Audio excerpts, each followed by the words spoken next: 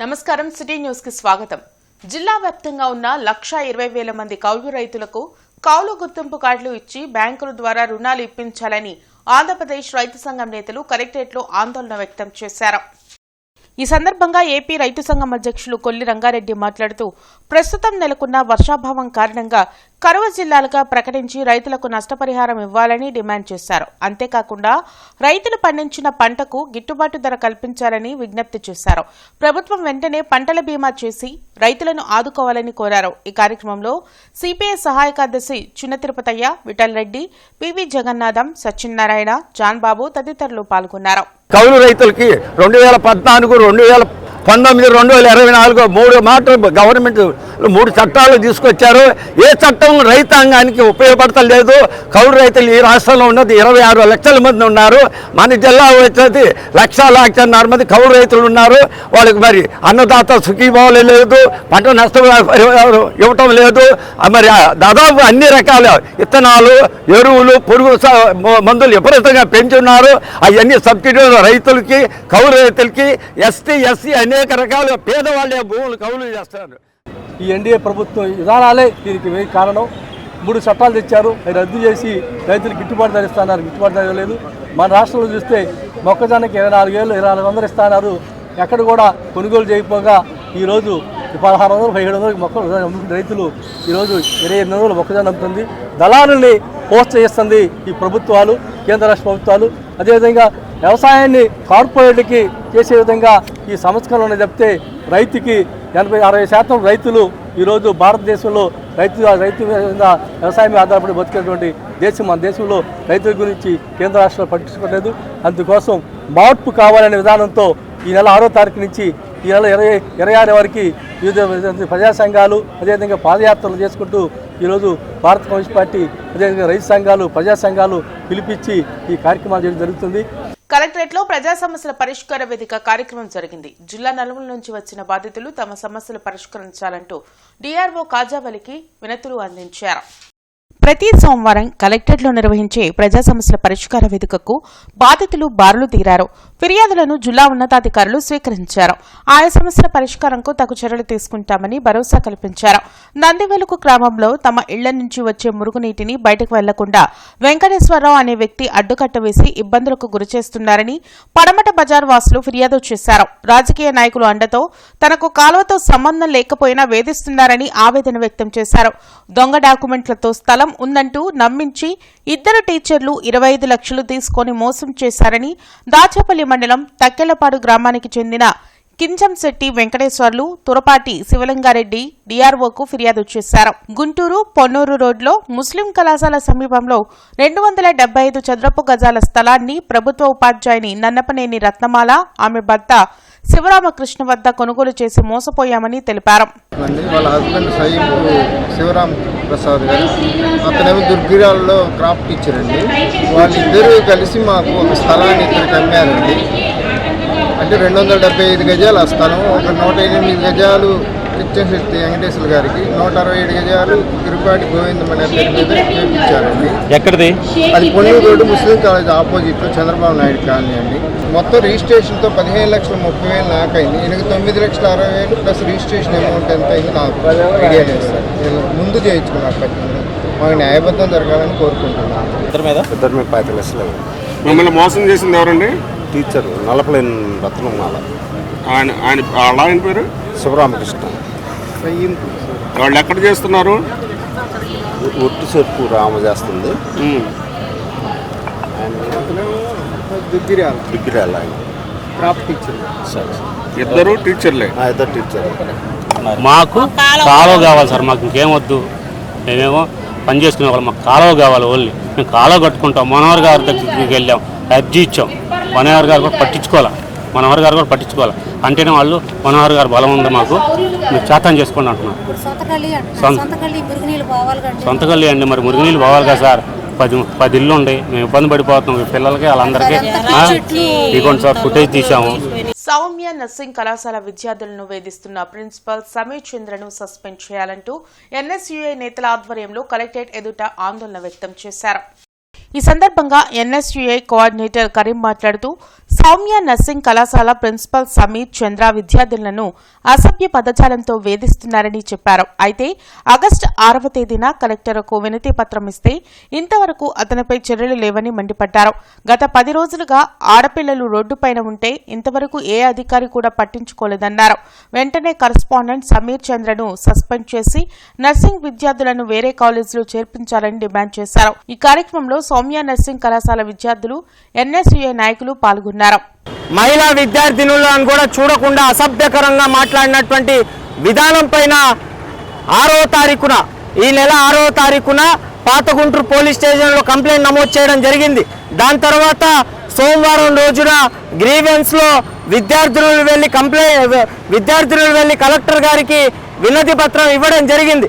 Collector గారు నేను శనివారం ఆదివారం లోపల సమస్యను పరిష్కారం చేస్తానన్నారు. ఈరోజు చూస్తూ ఉంటే 16వ తారీఖు వచ్చింది. ఎక్కడ 6వ తారీఖు, ఎక్కడ 16వ తారీఖు? సుమారుగా 10 రోజులు పైబడి సౌమ్య నర్సింగ్ విద్యార్థులు పడుతున్నటువంటి ఆవేదన, కష్టాలు ఈరోజు చూస్తూ ఉంటే నిజంగా చాలా బాధేస్తూ ఉంది. ఒక ఆడబిడ్డకు న్యాయం చేయకపోతే ఈ రాష్ట్ర ప్రభుత్వం ఎందుకు, ఈ అధికారులు ఎందుకు అనేటటువంటి మాటని ఎన్ఎస్ఏ పక్షాన హెచ్చరిస్తూ ఉన్నాం. అడవితక్కిలపాడులో తాము కొనుగోలు చేసిన ఫ్లాట్లను 22A జాబితా నుంచి తొలగించి తమకు న్యాయం చేయాలని స్త్రీశక్తి అసోసియేషన్ సభ్యులు డిఆర్ఓ కాజావలికి వినతి పత్రం అందజేశారు. 1985లో అంజిరెడ్డి వెల్ఫేర్ అసోసియేషన్ ద్వారా నెలకు 200 రూపాయల చొప్పున 5 ఏళ్లు చెల్లించి ఫ్లాట్లు కొనుగోలు చేశామని అసోసియేషన్ సభ్యులు తెలిపారు. 2001లో లేఅవుట్కు ప్రభుత్వ అనుమతి పొందామని, అయితే 2003లో సుమారు 4500 ఫ్లాట్లను 22A పరిధిలో చేర్చారని పేర్కొన్నారు. తమకు సంబంధించిన సుమారు 40 ఎకరాల భూమితో పాటు మొత్తం 200 ఎకరాలను ప్రభుత్వం స్వాధీనం చేసుకుందని తెలిపారు. ఈ వ్యవహారంపై ఆర్డీఓ, తహసీల్దార్, కలెక్టర్లకు పలుమార్లు వినతులు ఇచ్చినా సమస్య పరిష్కారం కాలేదన్నారు. తమ వద్ద ఫ్లాట్లకు సంబంధించిన ఒరిజినల్ పత్రాలు, లేఅవుట్ అనుమతులు ఉన్నాయని 22A నుంచి తొలగించి ఫ్లాట్లను తమకు అప్పగించాలని కోరారు. స్త్రీశక్తి అసోసియేషన్ సార్ మాది. సొసైటీ తరఫున 200 మంది మెంబర్స్ ఉన్నాము. ఈరోజు అందరూ కూడా 100 మంది పైనే ఉన్నారు మెంబర్స్ అందరూ కూడా. 85లో మేము కొనుక్కున్నాం స్థలాలు, అడవితక్కలపాడు స్థలాలు. అప్రూవ్డ్ లేఅవుట్ కూడా ఉంది మాకు. 2001లోనే ఉంది. 2001లో ఉన్నా కానీ మా 22A కింద పెట్టారు అప్పటి. ఆ 22A కింద నుంచి తీసేయమని ఎప్పటి నుంచో మేము కలెక్టర్ గారిని ఇక్కడ అడుగుతున్నాము. ఈరోజు సొసైటీ తరఫున అందరం 100 మంది పైనే ఉన్నారు సార్. మొత్తం వచ్చాము, మాకు న్యాయం జరగాలి, సత్వరమే న్యాయం జరగాలి, కలెక్టర్ గారు న్యాయం చేయాలి. తర్వాత పెద్ద వాళ్ళు మాత్రం వాళ్ళు వేరే రకంగా ప్రయత్నం చేస్తున్నారు. మా ఏమో చిన్న వాళ్ళం, మేము వేరే రకంగా ప్రయత్నం చేయలేం. మావి మాత్రం మొత్తం గవర్నమెంటే తీసుకుంది. మాది గవర్నమెంటే హ్యాండ్ ఓవర్ 22 కింద పెట్టి వాళ్ళు ఆ డిపార్ట్మెంట్ ఈ డిపార్ట్మెంట్ కానీ హ్యాండ్ ఓవర్ చేశారు. మొత్తం ఎన్ని ప్లాట్లు హ్యాండ్ ఓవర్ చేసుకున్నారు? మొత్తం అన్ని దాదాపు 200-300 ప్లాట్లు 200 ఎకరాలు ఆక్యుపై చేసిందండి గవర్నమెంట్. దాంట్లో మావి 40 ఎకరాలు. అందులోనే పోలీస్ స్టేషన్ కూడా కట్టారు. అయ్యో ప్లాట్లు మాకు అన్ని డాక్యుమెంట్లు ఉన్నాయి, అంతా ఉన్నది, ఉడా అప్రూవల్ ఉన్నది. ఎన్నిసార్లు మేము కోర్టు చివరికి ఏంటంటే ఆర్డీఓ దగ్గరికి, తహసీల్దార్ దగ్గరికి, చివరి కలెక్టర్ గారికి అన్ని రిప్రజెంటేషన్లు ఇచ్చినా మేము 22 కింద పెట్టాం, మీకు లేదు, హక్కు లేదని చెప్పి చెబుతున్నారు. మేము కోర్టులో కూడా కేసు వేసాము. కేసు కూడా నడుస్తూ ఉంది. ఇప్పుడు అది స్టే ఆర్డర్ పెట్టారు. పెట్టినా కానీ ఒక నెంబర్లో మళ్ళీ ఎవరు మన షెడ్లు వేస్తున్నారు. ఎవరు దౌర్జన్యం చేసి ఫ్రీడమ్ ఫైటర్స్ కింద మాకు ఇచ్చారని చెప్పి దౌర్జన్యం చేసి వేస్తున్నారు. డాక్యుమెంట్లో ఒరిజినల్ డాక్యుమెంట్స్ మా దగ్గర ఉన్నాయి. ఇప్పుడు మీకు ఏం కావాలనుకోవచ్చారు? మా ప్లాట్లు మాకు ఇప్పించమని మేము అడుగుతున్నాం. అది తీసేస్తే మా ప్లాట్లు మాకు వస్తాయి. జిల్లా ఎస్పీ కార్యాలయంలో ప్రజా సమస్యల పరిష్కార వేదిక కార్యక్రమం జరిగింది. జిల్లా నలుమూల నుంచి వచ్చిన బాధితులు తమ సమస్యలు పరిష్కరించాలంటూ ఎస్పీ కార్యాలయంలో అధికారులకు వినతులు ఇచ్చారు. ప్రతి సోమవారం ఎస్పీ కార్యాలయంలో నిర్వహించే ప్రజా సమస్యల పరిష్కార వేదికకు బాధితులు భారీగా తరలివచ్చారు. ఫిర్యాదులను పోలీసు ఉన్నతాధికారులు స్వీకరించారు. ఆయా సమస్యల పరిష్కారానికి తగు చర్యలు తీసుకుంటామని భరోసా కల్పించారు. గుంటూరులో హోంగార్డ్ గా పనిచేస్తున్న తమ భర్త వేరే మహిళతో అక్రమ సంబంధం పెట్టుకుని ఆమె దగ్గరే ఉంటున్నారని బేబీ రాణి ఫిర్యాదు చేశారు. తన భర్త ఆరోగ్యరీత్యా పిచ్చిరెడ్డి దగ్గర 10 లక్షలు అప్పు తీసుకుని 9 లక్షలు చెల్లించానని పారిశుధ్య కార్మికురాలు అయిన కుమారి తెలిపింది. మిగిలిన డబ్బు ఇస్తామని చెప్పినా వినకుండా తన ఇంటికి తాళం వేసి బయటకు గెంటేశారని కన్నీట పర్యంతమయ్యారు. నన్ను వదిలేసి 5 నెలల నుంచి తనతోనే ఉంటున్నాడు.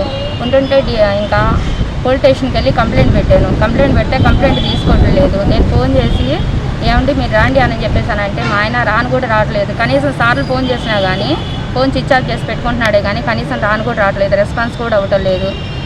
పోలీసులు కూడా నాకు ఏ సహాయం చేయట్లేదు. కంప్లైంట్ తీసుకోండి సార్ అన్నా కానీ కంప్లైంట్ కూడా తీసుకోవటం లేదు. ఎఫ్ఐఆర్ కట్టమన్నా కట్టలేదు. ఇల్లు నేను లోన్ పెట్టుకొని ఇల్లు కట్టుకున్నా సార్, పిల్లలకు ఉంటుంది, నేను చచ్చిపోయినా. నా భర్త ఇటు కూడా పోయాడు. ఆయన 10 లక్షలు పెట్టుకున్నా కానీ నా భర్త బతకలేదు సార్. నా చిన్న కొడుకు చచ్చిపోయిండు, నాకు 2 కొడుకులు సార్. నా చిన్న కొడుకు కూడా చచ్చిపోయిండు, నా కొడుకు ఒంటరిగాడు, ఎవరు ఏం చేస్తారని మేము భయపడేది. నేను ఇచ్చాగా సార్ అని అంటే మమ్మల్ని నా కొడుకు బానిచ్చి కొట్టి మమ్మల్ని బయటికి నెట్టి తాళాలు కూడా తీసుకొని వాళ్ళిద్దరు ఆడవాళ్ళని పెట్టి అమ్మ ఇంతలా తాళ బుర్రలు వేసుకున్నారు సార్ గేటుకి. యూటీఎఫ్ హాల్లో ప్రజా సైన్స్ ఉద్యమ నేత, అక్షరాస్యత ఉద్యమ రూపశిల్పి డాక్టర్ ఎంపీ పరమేశ్వరన్ సంస్మరణ సభ జనచైతన్య వేదిక ఆధ్వర్యంలో నిర్వహించారు. ఈ కార్యక్రమానికి జనచైతన్య వేదిక అధ్యక్షులు వల్లన్ రెడ్డి లక్ష్మణ్ రెడ్డి అధ్యక్షత వహించారు.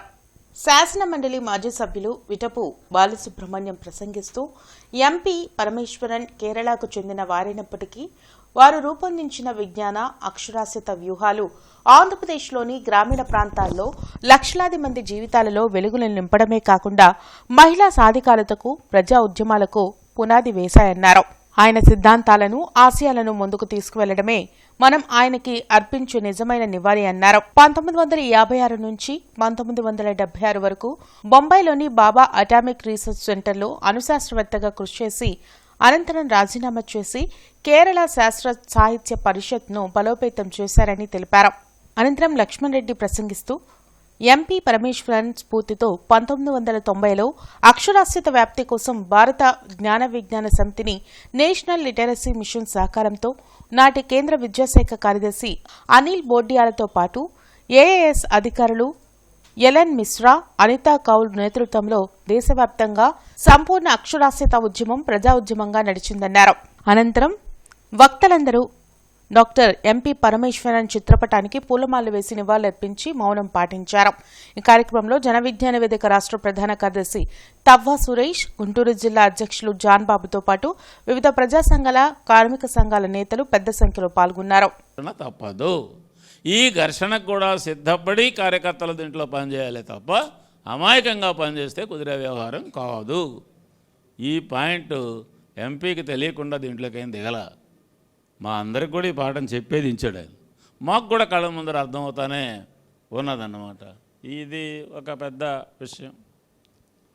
లాస్ట్లో ఒక పాయింట్ నేను చెప్పి నేను సెలవు తీసుకుంటా. కేరళలో ఆయన ఒక ప్రయోగం చేశాడు. అది ఏంటనంటే పంచాయతీ పీపుల్స్ పంచాయత్ ప్లానింగ్. అంటే ప్రతి పంచాయతీకి ఒక గ్రూప్ వెళ్ళి ఆ పంచాయతీని మొత్తం సర్వే చేసి అందులో ఉన్న వనరులన్నిటినీ చూసి ఆ ఊరికి ఏం కావాలనో తేల్చి ఆ ఊరి అభివృద్ధికి ఒక 5 ఏళ్ల అభివృద్ధికి కావలసిన ఒక ప్రణాళికను అక్కడున్న వాళ్ళతోనే కూర్చొని చేయడం. మేము కూడా పోయి దాన్ని చూసాం, మైక్రో ప్లానింగ్. దీన్ని అక్కడితో ఆకుండా 73, 74 అధికరణాలు సవరణ వచ్చిన తర్వాత, పంచాయతీరాజ్ చట్టంలో రాజ్యాంగ సవరణ వచ్చిన తర్వాత, కేరళలో ఎల్డీఎఫ్ ప్రభుత్వం అధికారంలోకి వచ్చిన తర్వాత 40% ప్లాన్ బడ్జెట్ని పంచాయతీలకి కేటాయించింది. ఈ పంచాయతీలకు కేటాయించినప్పుడు ఈ ప్లాన్ని ఇంప్లిమెంట్ చేసేటటువంటి విధంగా ఒక ప్రణాళికను రచించారు. అప్పుడు థామస్ ఐజాక్, ఈకే నారాయణన్ వీళ్ళందరూ ఆ ప్లానింగ్ బోర్డులో ఉండేవాళ్ళు.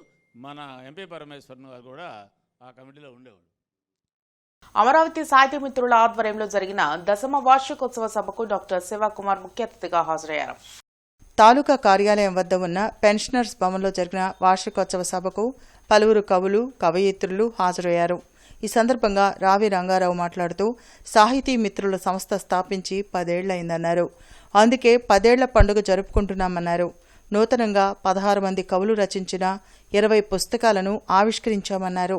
ఈ కార్యక్రమంలో డాక్టర్ పాపినేని శివశంకర్, పెంగళి భాగ్యలక్ష్మి, డాక్టర్ జీవి పూర్ణచంద్, కొలకలూరి దేవికారాణి తదితరులు పాల్గొన్నారు. 16 మంది కవులు తయారయ్యి ఈరోజు 16 మంది కవులు తమ పుస్తకాలు ఆవిష్కరణ జరుపుకుంటున్నారు. ఈ అమరావతి సాహితీ మిత్రులు కార్యక్రమంలో డాక్టర్ టి సేవాకుమార్ గారు అద్భుతంగా సహకరిస్తున్నారు. మేము వారం వారం పెట్టే వర్క్షాపుల్లో మంచి కవితల్ని నేటి నిజం సంపాదకులు బైస దేవదాస్ గారు ప్రచురిస్తున్నారు. మా పుస్తకాలను ప్రచురిస్తున్నటువంటి బంగారు విబి ఆచార్యులు గారికి కూడా కృతజ్ఞతలు.